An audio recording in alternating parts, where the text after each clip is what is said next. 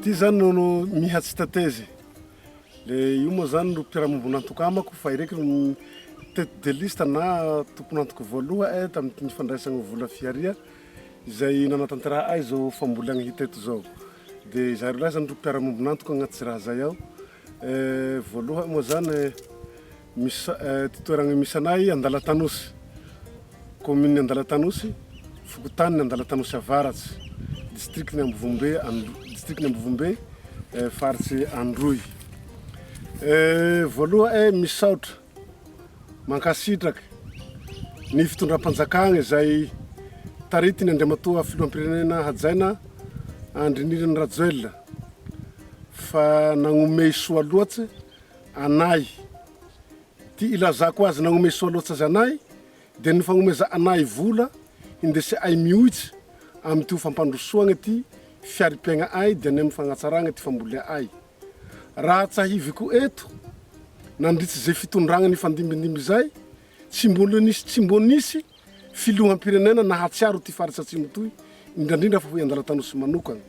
Fa ho anay kosa dia mankasitraka ny fitondran'Andriamatoa Andrinirany Rajoelina amizao fitiavagna tafahoatsy loatsy aseho anay zao. Dia nagnomeza anay vola indesy ay magnatsara ty fambolia ay. Raha tsahivigna eto dia nambola zahay tamizay andro mahazatsa anay zay iray hekitara raha moatsika mahatratsy be. Dika tsy misy vola eo am-pelatagnany indesy igny magnatontosa zay asa zay. Fa amizao kosa rehefa nandray io vola fiharia io zahay dia nahatratsy agny ho agny amin'ny 8 hekitara ty tany tratra ay no volegny tamizao. Fa kosa 10 hekitara plus nova ay demande nangata ay tagny fa noho ny tsy fahampiany akora hambolegny zany satria nivily doria zahay dia io 8 hekitara io no tratsy namboleagny. Raha taloha zahay nambola iray hekitara na iray hekitara mihoatsy dia agny magnano ray taony sy 200 kilao no matetiky azo ay zay azo ay vola fa tsy tapitrisa na 5 tapitrisa eo.